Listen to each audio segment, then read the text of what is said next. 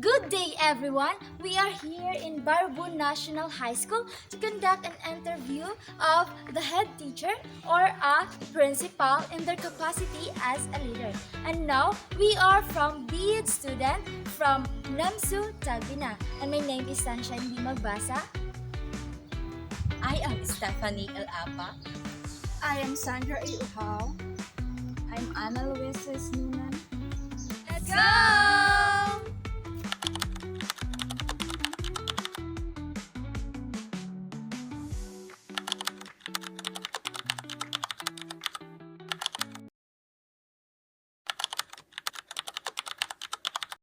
Good afternoon, sir.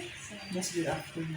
I am Sandra Uhao and my co-interviewer, my classmate, we're going to ask you some questions about capacity as a leader, on leadership style and philosophy, on student and teacher development, on crisis and change management, and on school management. So before that, may I know your name, please? By the way, I'm Marvin Oranario, the school principal of Wakat National High School. Thank you. How do you balance administrative duties with instructional leadership role? I guess administrative duties and instructional duties somehow is form part.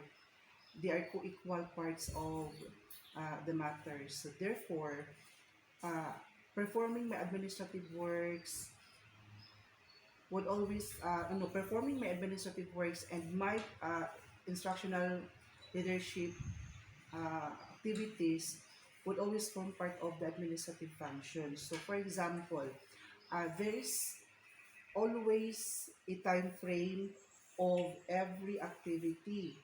So the whole school year, we created a timeline of our activity, particularly on the observation and how these resources being implemented and utilized in the school. So we have the MOOE. Quarterly, we were able to utilize that one and then we will have a liquidation. Then aside from that, we'll have also an observations quarterly, depending on the time frame of the observations, because it's last year we have only 2 observations as during the fourth quarter. But somehow, aside from the quarterly observations, we have these fleeting observations that we're going to just observe. On the other hand, from the administrative works, of course, from time to time, we're able to address concerns, particularly teachers' needs, even the students' needs. So there are times that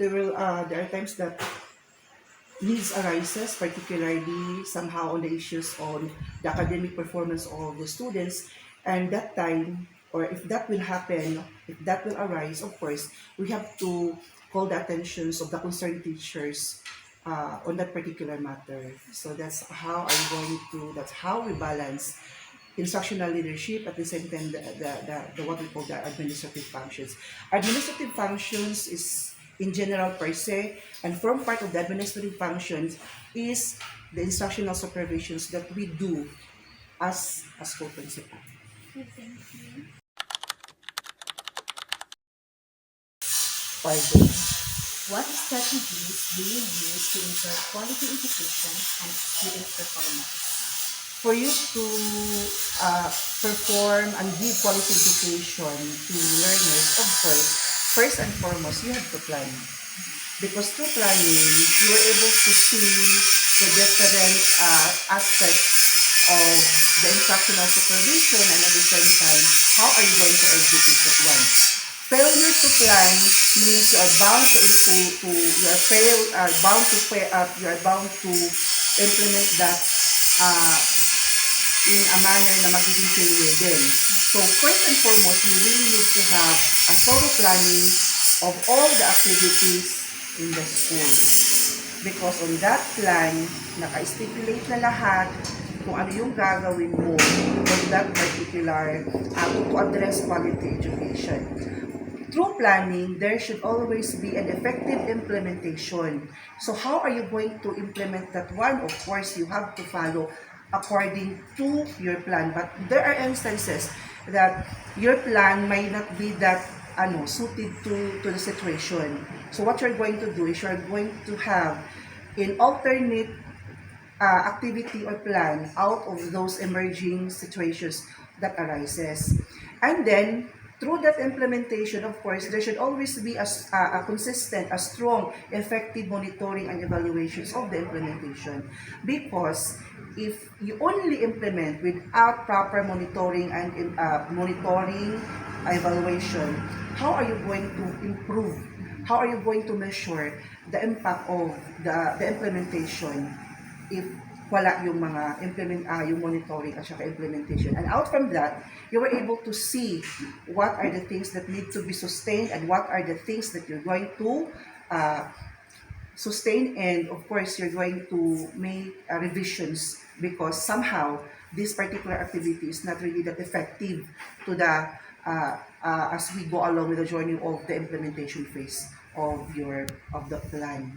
Kaya nga, in a school operation, there's what we call school improvement plan. And then from that school improvement plan, we have the annual implementation plan bound with the annual procurement plan. So, kumbaga ito yung ito yung Biblia for 3 years. That's how the school operation being looked into through that SIP, because sa lahat ng mga gagawin ng school head, lahat ng yun nakabound yan doon sa SIP. And then, out from the SIP, may himayin yan, and every year, kumbaga we have this 3-year implementation plan of the SIP. So, every year, yan papasok yung annual implementation plan. Kung ano yung dapat i-address on that particular year, doon mismo nakabase sa SIP. And then, bind with the annual implementation plan, of course, we have the resources that to be utilized. And all those things to be needed for that particular implementation should be countered on the annual procurement plan or the EPP, so with the PPMP and the MDP. So, lahat ng yun. And, of course, in every operation, there should always be, again, a monitoring and evaluations. And we as school leader, particularly in the implementations or in the context of the instructional supervisions, we crafted feedback. We crafted this tool. One is the PMCF. It is a form part of feedback mechanism of the school head. Kung ano yung mga dapat i-improve, ano yung dapat na i-sustain doon ng mga teachers, particularly on the academic performance of the learners, and at the same time, the performance of the teachers per se. So, ganun yun. And then, out from that PMCF, we have to craft the findings, analysis, and recommendations. So, there is an issue, we have to analyze what went wrong, what went well. Then, after the analysis, we were able to come up with our recommendations together with the teachers. At yun yung titingnan namin kung ma-implement ba niya o magagawa niya in the next cycle of the monitoring. That's how we manage in the instructional supervision of a school person.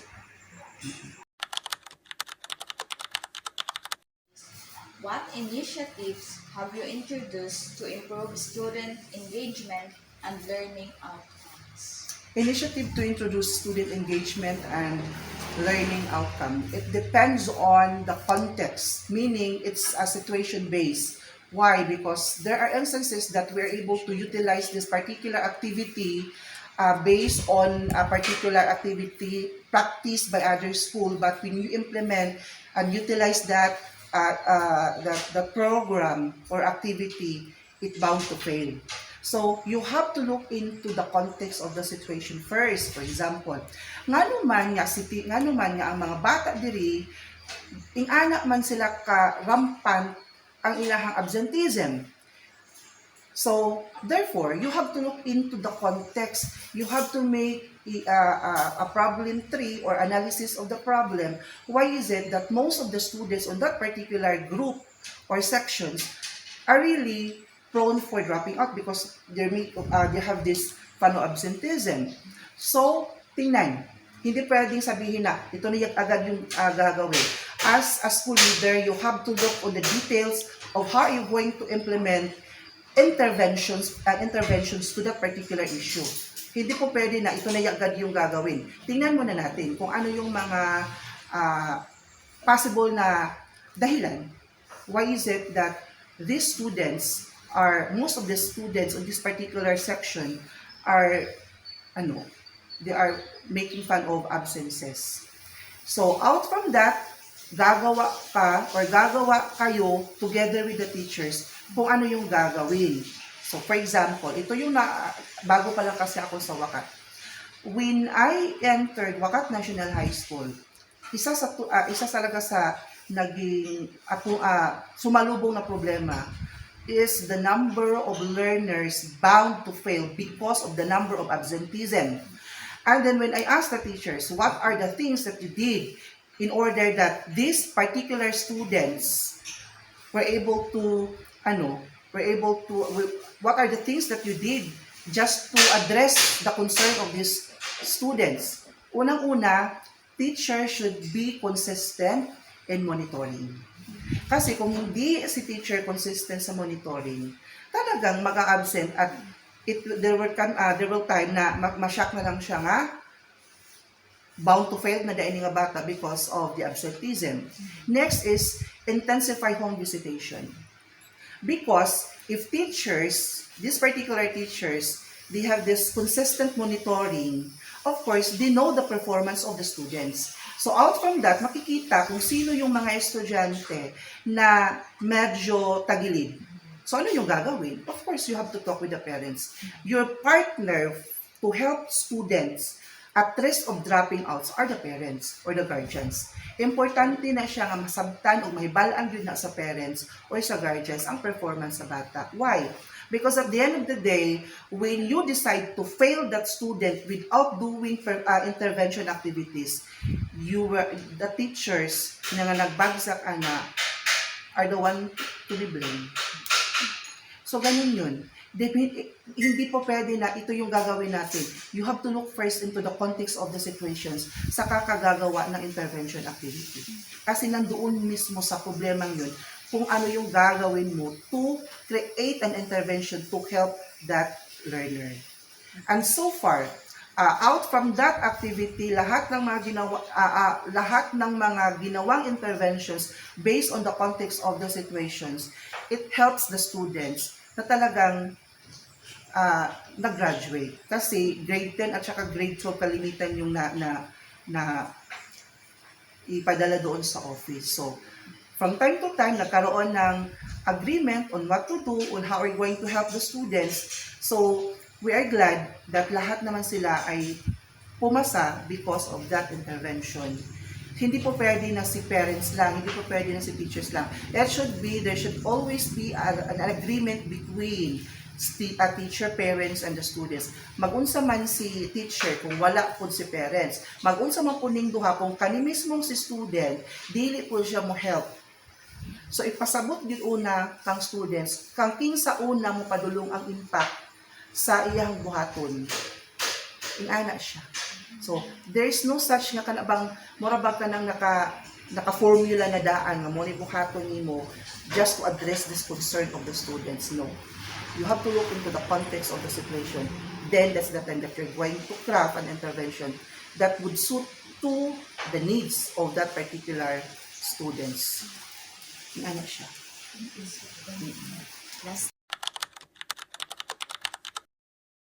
So for the last question, sir, how do you prepare your school for emergencies or natural disasters?